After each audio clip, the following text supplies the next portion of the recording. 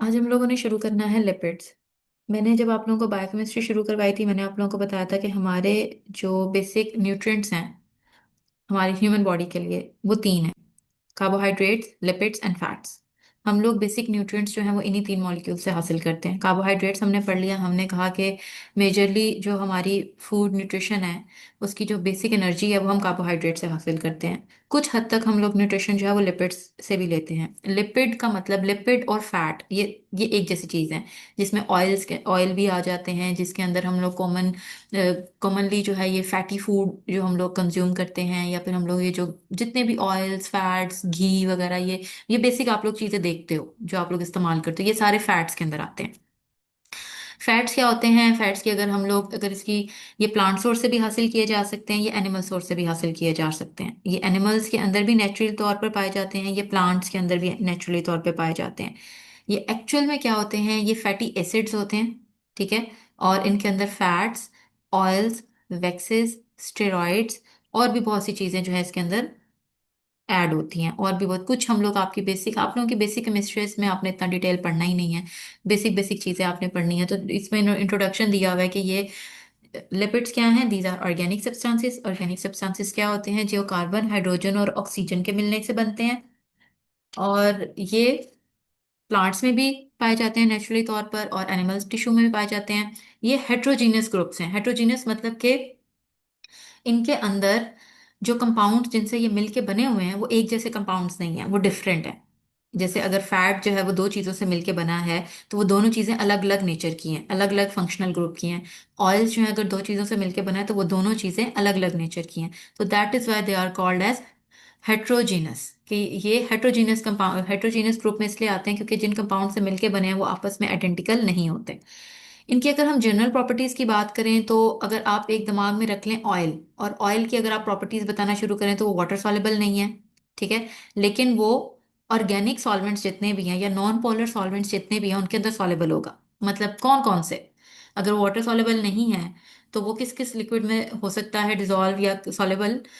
Organic में या non polar में। वो कौन से हैं? ईथर, क्लोरोफॉर्म और बेंजीन। ये तीन एग्जांपल्स दिए हैं। इसके अलावा भी जो है लिपिड्स बहुत से इनऑर्गेनिक सॉल्वेंट्स के अंदर हल हो जाते हैं। इसके अलावा इन्होंने बताया है कि लिपिड से ही जो है लिपिड का भी हमने पढ़ा है कि ये हेट्रोजीनस ग्रुप है, मतलब कि ये जिन मॉलिक्यूल से मिलके बने हैं वो डिफरेंट नेचर के हैं। तो इनके मतलब इनके जो मॉलिक्यूल जिनसे ये मिलके बने हैं वो किस किस्म के हो सकते हैं, उनके कुछ नाम लिखे हुए हैं। फैटी एसिड हो सकता है, वो ग्लिसरॉल हो सकता है, स्पिंडोसिन हो सकता है, स्ट्रोल हो सकता है। अब फैटी एसिड और ग्लिसरॉल आगे आगे हम लोगों ने थोड़ा सा पढ़ना है कि इन दोनों के रिएक्शन से क्या बनता है, वो आगे हम पढ़ेंगे। फैट्स जो है ये एनिमल्स भी इसको यूटिलाइज करते हैं और इसको प्लांट भी यूटिलाइज करते हैं, मतलब हम इसको कंज्यूम करते हैं एनर्जी के लिए। हम लोग फैट के अंदर बहुत सारी एनर्जी है, लेकिन हम लोग अपनी बेसिक एनर्जी जो है वो कार्बोहाइड्रेट से लेते हैं, क्योंकि उस एनर्जी को तोड़ के, उस मॉलिक्यूल को तोड़ के एनर्जी निकालना ईजी है कार्बोहाइड्रेट को। लेकिन फैट के मॉलिक्यूल को तोड़ के इसके अंदर से एनर्जी निकालना टाइम कंज्यूमिंग है, टाइम लगता है। अगर हम लोग कार्बोहाइड्रेट अपनी बॉडी के अंदर एंटर करवाएंगे तो वो हमें इंस्टेंट जो है एनर्जी देगा। लेकिन अगर हम अपने फैट एनर्जी ज्यादा देता है, लेकिन फैट के मॉलिक्यूल को तोड़ के उसके अंदर से एनर्जी निकालने में टाइम लग जाता है। कैलोरी कंटेंट तो इसका ज्यादा है, बहुत थोड़ी सी क्वांटिटी में बहुत ज्यादा कैलोरीज हैं, लेकिन उसको उस मॉलिक्यूल को तोड़ के अंदर से एनर्जी निकालने में ज्यादा टाइम लगता है। दैट इज वाई जो बेसिक एनर्जी सोर्स है हमारा वो कार्बोहाइड्रेट ही है, क्योंकि हमें इंस्टेंट एनर्जी चाहिए। फिर आगे यही चीज जो है इन्होंने बताई है कि लिपिड्स, जो लिपिड्स हैं या फैट्स जो हैं, ये स्टोर एनर्जी स्टोर करते हैं कार्बन हाइड्रोजन बॉन्ड में। और इनकी जो कार्बन हाइड्रोजन बॉन्ड की प्रोपोर्शन है वो बहुत ज्यादा है, और इनके अंदर बहुत लो प्रोपोर्शन होती है ऑक्सीजन की। तो दैट इज वाई इनकी कार्बोहाइड्रेट्स की निस्बत जो है वो double the amount of energy ये स्टोर करते हैं। ये जो मैंने भी आपको सारी चीज़ एक्सप्लेन की ये इधर लिखी हुई है। फिर आगे हम लोग अगर क्लासिफिकेशन की तरफ जाएं तो ये तीन तरह के लिपिड्स होते हैं या फैट्स होते हैं। अगर मैं लिपिड की जगह, यहाँ पे इन्होंने लिख दिया लिपिड मीन फैट, तो अगर मैं लिपिड की जगह फैट वर्ड यूज कर रही हूँ तो वो आपस में आप समझ जाएं कि दोनों सिनोनिम्स हैं, दोनों सेम वर्ड्स हैं। क्लासिफिकेशन ऑफ लिपिड्स में अगर हम देखें तो एक सिंपल लिपिड्स होते हैं, एक कंपाउंड लिपिड्स होते हैं और एक ड्राइव लिपिड्स होते हैं। सिंपल लिपिड्स की बात करें तो ऑयल्स, और वैक्सेस इनमें आते हैं। फिर ऑयल्स और वैक्सेस को अगर हम एक्सप्लेन करें, फैट्स एंड ऑयल्स, फैट और ऑयल क्या है? फैट और ऑयल जो है, these are the esters of fatty acids and glycerol. अब फैटी एसिड एक मॉलिक्यूल है और एक ग्लिसरॉल मॉलिक्यूल है। ये दोनों आपस में रिएक्शन करेंगे और इनके दरमियान में एक बॉन्ड बनेगा, उसको क्या कहेंगे? ईस्टर बॉन्ड बनेगा।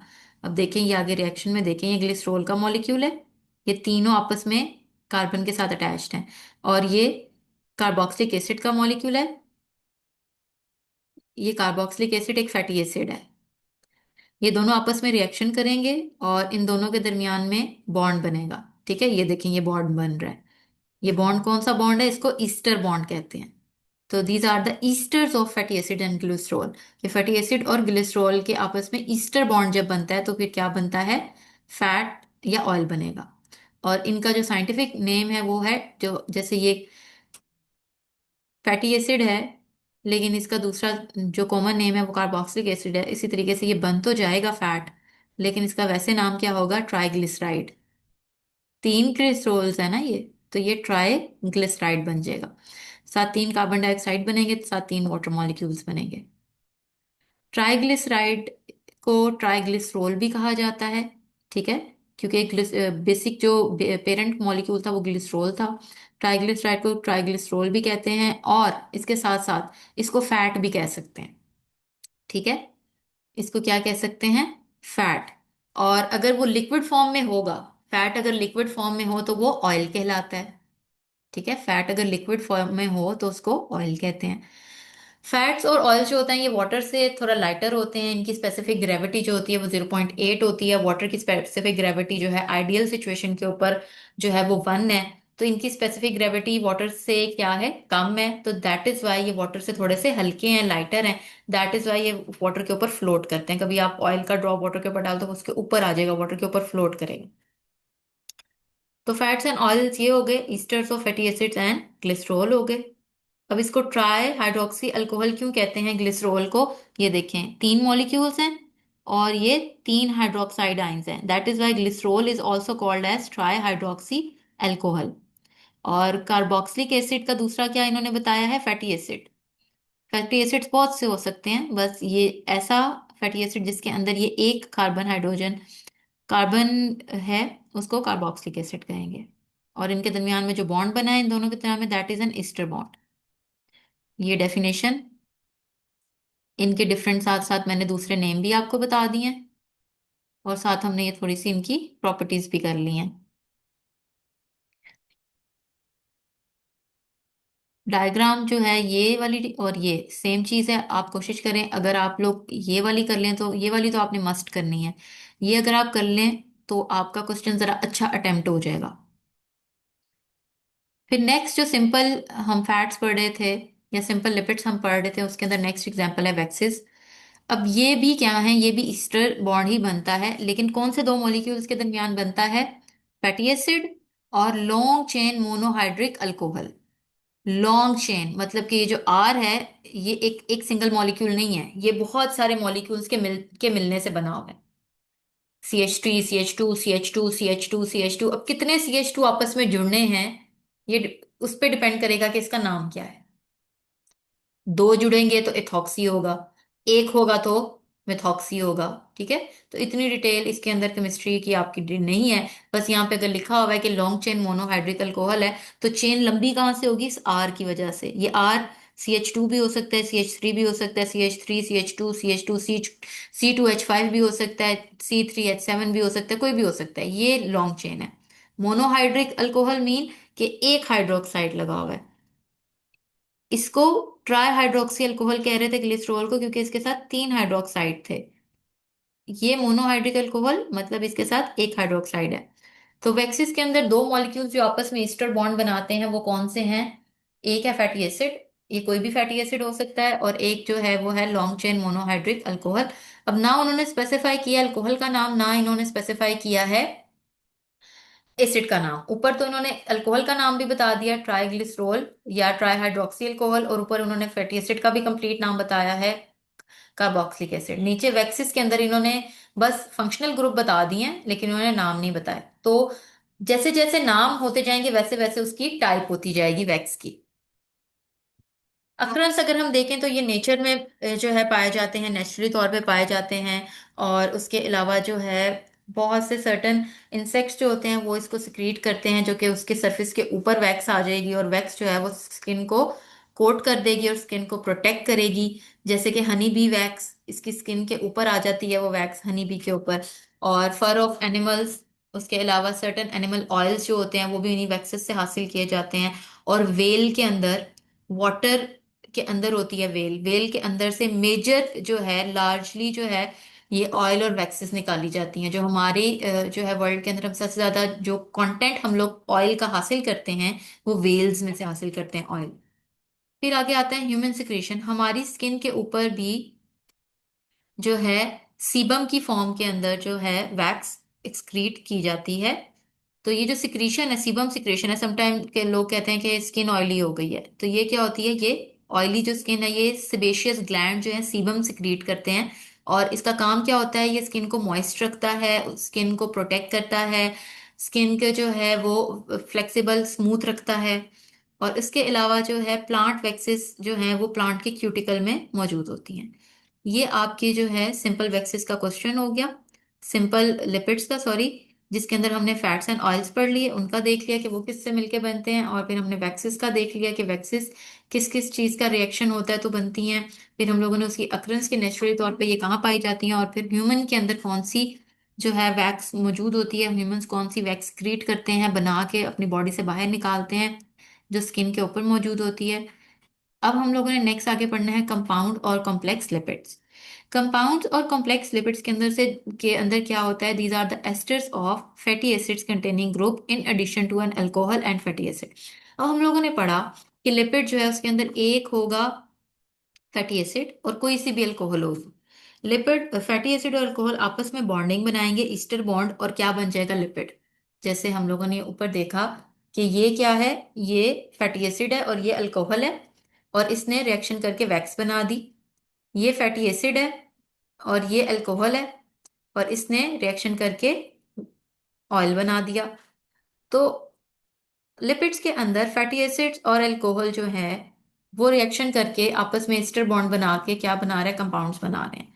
तो जो कॉम्प्लेक्सेस हैं उनके अंदर इसके अलावा भी कोई और चीज होती है, इस फैटी एसिड्स और अल्कोहल के अलावा भी कोई और चीज मौजूद होगी। अब इनकी कुछ एग्जांपल्स दी हैं, एक एक्स्ट्रा चीज भी है, that is why they are called as compound और कॉम्प्लेक्स लिपिड्स, क्योंकि उनके अंदर कुछ और भी मौजूद है।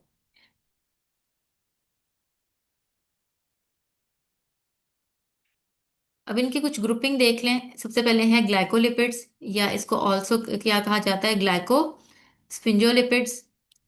इसके अंदर they contain sphingosine, fatty acids, an aminosaccharide और एन ओलिगोसेकेराइड। इसके अंदर जो है स्पिंजोसिन है, फैटी एसिड है, और उसके साथ साथ जो ग्लाइको मीन्स ग्लूकोज या कार्बोहाइड्रेट का एक मॉलिक्यूल है। कार्बोहाइड्रेट का मॉलिक्यूल जो है वो मोनोसेकेराइड भी हो सकता है और ओलिगोसेकेराइड भी हो सकता है। ओलिगोसेकेराइड कौन सा मॉलिक्यूल होता है, जिसमें 2 से लेकर जो है 10 तक मोनोसेकेराइड्स मौजूद हो। तो ये तीन चीजें इस कंपाउंड या कॉम्प्लेक्स लिपिड का हिस्सा हैं। ग्लाइकोलिपिड या ग्लाइकोस्पिंजोलिपिड जो है वो इन तीन चीजों पे मुश्तमिल होता है। फिर हम लोग पढ़ेंगे सल्फोसाइड्स। इसके अंदर स्पिंजोसिन होता है, फैटी एसिड होता है, शुगर होता है, और एक और एक्स्ट्रा चीज होगी, दैट इज फॉस्फेट ग्रुप। स्पिंजोसिन जो ऊपर सेम था, फैटी एसिड्स भी, शुगर मतलब मोनोसेकेराइड या डाइसेकेराइड, और साथ एक फॉस्फेट ग्रुप भी अगर ऐड कर देंगे तो ये क्या बन जाएगा, सल्फोसाइड्स।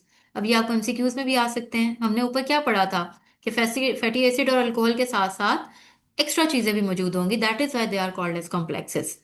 Next phospholipids. फोस्फोलिपिड्स के अंदर क्या होता है, फोस्फोलिपिड सबसे पहले मैं आपको बताऊं कि आपके डीएनए, आपके जो सेल के अंदर डीएनए मौजूद है, जिसके अंदर मेजर आपका सारा का सारा हेरिडिटरी मटेरियल है, जो कि आपके सारे बेसिक सेल फंक्शंस को कंट्रोल करता है, उसका कंपोनेंट है। सॉरी, जो फोस्फोलिपिड्स हैं ये आपके सेल्स की मेम्ब्रेन का बेसिक जो है वो कंपोनेंट है। वो फॉस्फेट था, सॉरी ये मैंने आपको इधर गलत बताया। जो आपका फॉस्फोलिपिड है वो आपके जितने भी ह्यूमन बॉडी के सेल्स हैं, सेल्स के गिर्द क्या है, मेम्ब्रेन। मेम्ब्रेन किसकी बनी हुई है, लिपिड की, और वो कौन सा लिपिड है, फॉस्फोलिपिड है। ये करेक्ट इंफॉर्मेशन है। फॉस्फोलिपिड जो है उसके अंदर क्या क्या चीजें मौजूद होती हैं? एक अल्कोहल होगी, फैटी एसिड होगा और फॉस्फोरिक एसिड होगा। In addition they frequently have, और समटाइम्स इनके अंदर क्या होता है, नाइट्रोजन कंटेनिंग बेसिस भी होती हैं और अदर सब्स्टिट्यूएंट्स भी मौजूद होते हैं। और भी बहुत सी चीजें हो सकती हैं, नाइट्रोजन कंटेनिंग बेसिस भी मौजूद हो सकती हैं, लेकिन बेसिक जो इसका फ्रेमवर्क है वो ये तीन चीजें हैं, alcohol, fatty acid and phosphoric acid. इसको अंडरलाइन करें। फिर आगे है लाइपोप्रोटीन्स। लाइपोप्रोटीन्स जो है ये दो चीजों का कॉम्प्लेक्स है, लिपिड्स एंड प्रोटीन्स, इन दोनों को मिलने से ये कॉम्प्लेक्स बनता है। ये हमारा हो गया कंपाउंड और कॉम्प्लेक्स लिपिड्स। आगे हमारे पास आते हैं ड्राइव्ड लिपिड्स। ड्राइव्ड लिपिड्स जो हैं इनके अंदर fatty acids, glycerol, sterols, fatty aldehydes, lipid, soluble vitamins, ketones वगैरह ये सारी चीजें आ सकती हैं। सबसे पहले हम लोग पढ़ते हैं फैटी एसिड्स क्या होते हैं। फैटी एसिड जो है हाइड्रोलिसिस ऑफ फैट से फैटी एसिड बनेगा। हम लोगों ने अभी पढ़ा था कि फैट को बनाने के लिए एक फैटी एसिड होता है और दूसरा साथ कोई अल्कोहल होती है। तो जब भी फैट को तोड़ा जाएगा, उसकी हाइड्रोलिसिस की जाएगी, तो उसके जो मॉलिक्यूल जिनसे वो मिलके बना है, वही मॉलिक्यूल के अंदर वो दोबारा कन्वर्ट हो जाएगा। जैसे ये दो मॉलिक्यूल्स ने ये बनाया है, अब इसको तोड़ेंगे तो ये दोबारा से इन दो मॉलिक्यूल्स में कन्वर्ट हो जाएगा। They are aliphatic mono carboxylic acids. Fatty acids जो होते हैं इनके अंदर लॉन्ग चेन कार्बन अटैच होता है, जैसे ये आर ग्रुप जो अटैच होता है ना फैटी एसिड्स के अंदर, ये आर ग्रुप, इसके ये कोई भी हो सकता है, ये CH2 हो सकता है, CH3 हो सकता है, CH3 CH2 CH2 हो सकता है, CH3 CH2 CH2 CH2 हो सकता है। तो ये कोई भी हो सकता है, ये लॉन्ग लॉन्ग चेन है। ये लॉन्ग चेन जो है, इन लॉन्ग चेन की बेसिस के ऊपर ही इसके डिफरेंट नाम है। दो होंगे, दो कार्बन लगे होंगे तो डिफरेंट नाम होगा, तीन कार्बन लगे होंगे तो डिफरेंट नाम होगा, पांच कार्बन लगे होंगे तो पेंटा कोई नाम होगा, सिक्स लगे होंगे तो हेक्सा के हिसाब से नाम होगा। तो ये लॉन्ग चेन है। They are aliphatic. Aliphatic means straight chain form में होते हैं। एलिफेटिक मीन्स ये स्ट्रेट चेन फॉर्म के अंदर है, साइक्लिक फॉर्म के अंदर नहीं है। हमने ऊपर कार्बोहाइड्रेट पढ़ा था, उसके अंदर हमने दो स्ट्रक्चर पढ़े थे। एक एलिफेटिक स्ट्रक्चर लेफ्ट साइड पे पढ़ा था जो स्ट्रेट चेन स्ट्रक्चर था, और राइट साइड के ऊपर हम लोगों ने उसका रिंग फॉर्म में स्ट्रक्चर पढ़ा था, जो कि उसका एरोमेटिक स्ट्रक्चर भी उसको कहा जाता है। आगे हम लोग अगर फैटी एसिड्स की क्लासिफिकेशन देखें तो फैटी एसिड दो तरह के हैं, एक है सेचुरेटेड फैटी एसिड, एक होते हैं नॉन सेचुरेटेड या अनसेचुरेटेड फैटी एसिड्स। जो सेचुरेटेड फैटी एसिड्स होते हैं, ये आपने घरों में अगर देखो तो घी वगैरह या देसी घी वगैरह देखो, तो ये होते हैं सेचुरेटेड फैटी एसिड्स। ये ज्यादातर रूम टेम्परेचर के ऊपर सॉलिड होता है। और जो अनसेचुरेटेड होता है, अनसेचुरेटेड की मैं आपको एग्जांपल दूंगी, ऑयल्स। आप लोगों ने घरों में जो है, हम लोग खाना बनाने के लिए जो ऑयल यूज करते हैं वो अनसेचुरेटेड फैटी एसिड्स होते हैं। वो रूम टेम्परेचर के ऊपर लिक्विड फॉर्म में होते हैं। ठीक है, सेचुरेटेड का मतलब है कि इनके अंदर कोई डबल बॉन्ड मौजूद नहीं है। अनसेचुरेटेड का मतलब है कि इनके अंदर सेचुरेशन मौजूद है, इनके अंदर डबल बॉन्ड्स मौजूद है।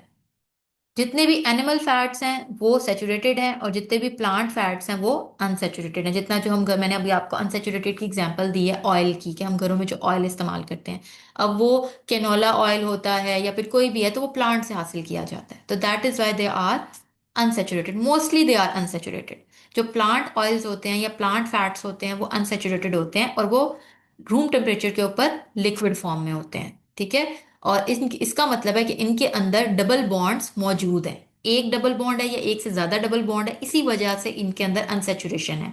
डबल बॉन्ड की मौजूदगी, चाहे वो एक हो, दो हो या 100 हो, डबल बॉन्ड की मौजूदगी मॉलिक्यूल की अनसेचुरेशन को जाहिर करती है कि मॉलिक्यूल अनसेचुरेटेड है।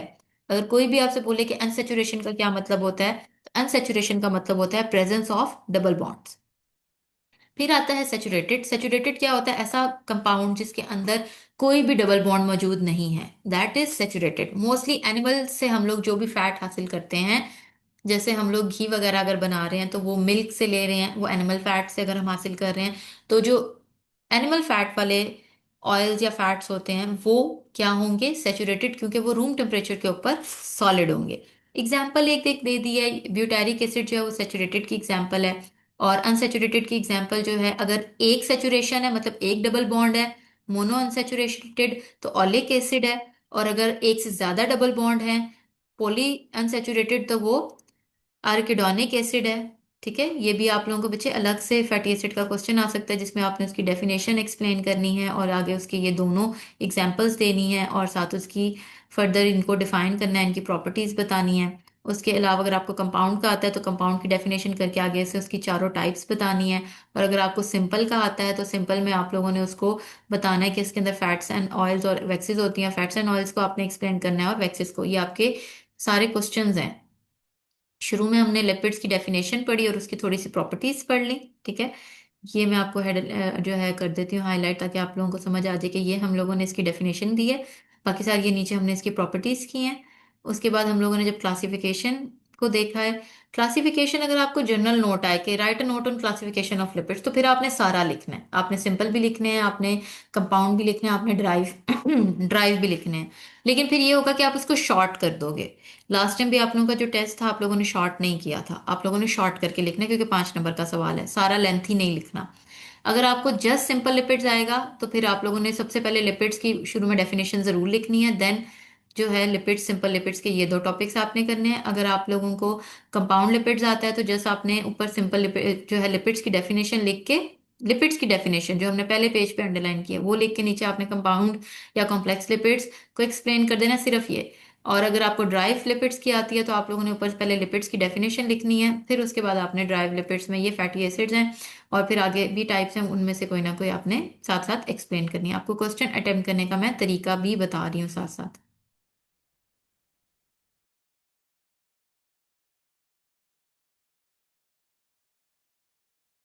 अब हम लोगों ने एक तो पढ़ लिया है ड्राइव्ड, ड्राइव लिपिड के अंदर हमने फैटी एसिड पढ़ लिया है। अब नेक्स्ट जो हमारा ड्राइव लिपिड है वो है स्टेरॉइड्स एंड स्टेरोल्स।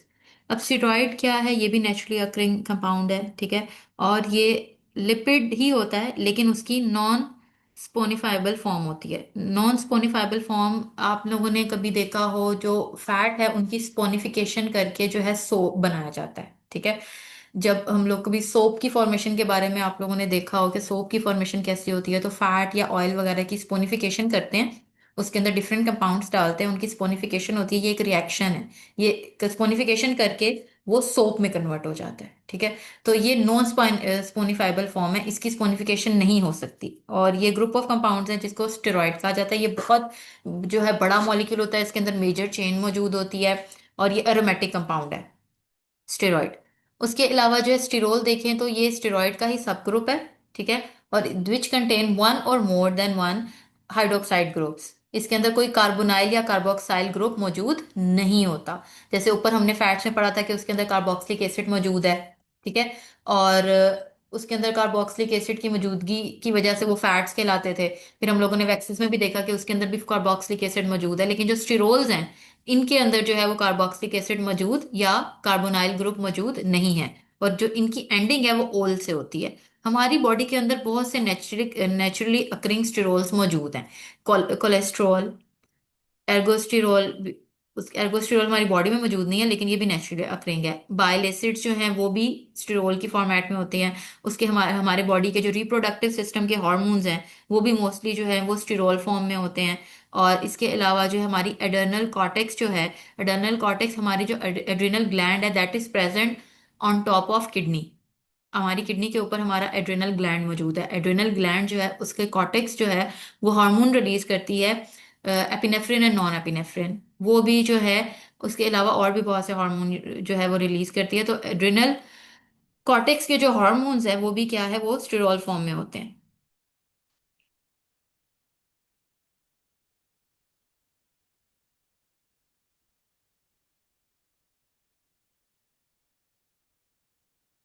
नेक्स्ट हमारे पास जो है वो है कोलेस्ट्रॉल।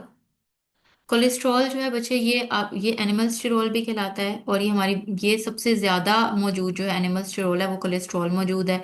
ये हमारी बॉडी में भी मौजूद होता है, हमारी बॉडी के टिश्यूज में भी मौजूद होता है, और हमारी बॉडी में जो इसके हमारी बॉडी के जो सेल्स हैं, मोस्टली हमारे जो नर्वस सिस्टम के सेल्स हैं, न्यूरॉन्स हैं, उनके गिट भी मौजूद होता है। उसके अलावा हमारी जो है मेम्ब्रेन के अंदर भी मौजूद होता है। और जो बेसिक हमारा जो उसका नॉर्मल रेंज है वो 150 से 220 mg तक है।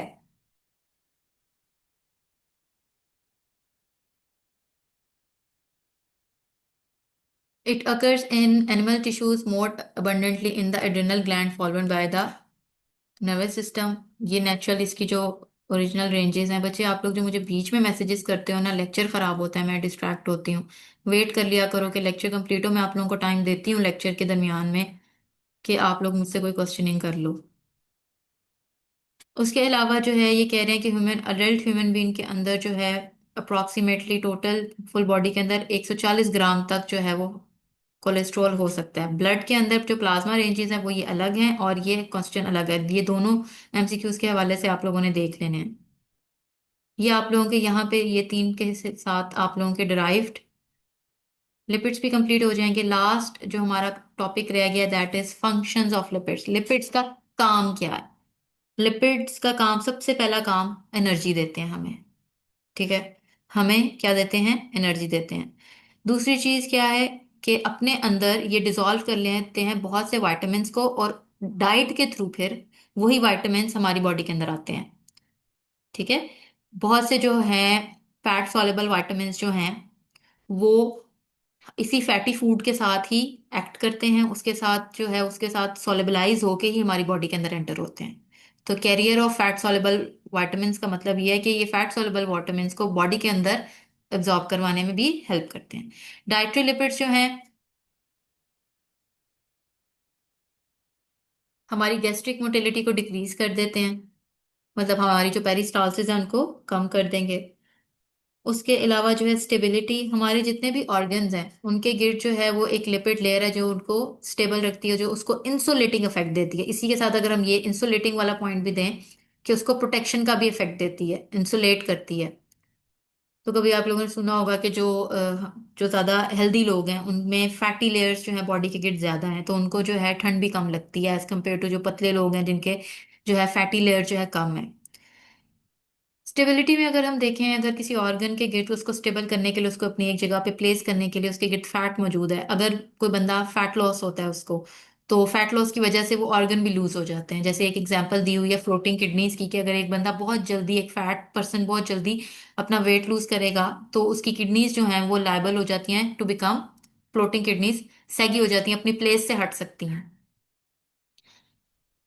गुड रेजरवायर ऑफ एनर्जी ये है कि हमारी बॉडी जो है बहुत सी एनर्जी को या बहुत सी न्यूट्रिएंट्स को स्टोर करके रख लेती है, ताकि अगर आपकी बॉडी कुछ टाइम के लिए स्टारवेशन मोड में चली गई या आप कुछ खा नहीं रहे हो, तो आपकी बॉडी ने जो स्टोर फूड आइटम किए हुए हैं, स्टोर्ड न्यूट्रिएंट्स किए हुए हैं, उनको यूटिलाइज करके जो है आपको एनर्जी दे। तो गुड रेजरवायर है आपकी बॉडी को में जो है न्यूट्रिएंट्स वगैरह को स्टोर करने के लिए भी ये इस्तेमाल होता है। जैसे हम लोगों ने कार्बोहाइड्रेट्स में पढ़ा था कि कार्बोहाइड्रेट्स कैसे स्टोर होते हैं, ग्लूकोज ग्लाइकोजन में कन्वर्ट होता है और ग्लाइकोजन लिवर में और मसल्स के अंदर स्टोर हो जाता है। इसी तरीके से जो आपका फैट है वो एडिपोज टिश्यू में जो है वो in the form of adipose tissues जो है वो आपकी बॉडी के ऑर्गन्स के गिर्द जो है ज्यादातर सबसे पहले एब्डोमिनल एरियाज के अंदर जो है ये स्टोर करना शुरू हो जाता है। इंटीग्रल पार्ट हमारी जो है, इंटीग्रल होता है मस्ट होना, जरूरी होना। तो ये इंटीग्रल पार्ट किसका है? ये प्रोटोप्लाज्म और सेल मेम्ब्रेन जो सेल्स हैं। अभी हम लोगों ने ऊपर पढ़ा था कि फोस्फोलिपिड है, लिपिड जो है यानी ये जो फैट है ये आपकी बॉडी का जो सेल है, ह्यूमन बॉडी का जो सेल है उसके गिर्द मेम्ब्रेन है। मेम्ब्रेन जो है वो लिपिड से मिलके बनी है।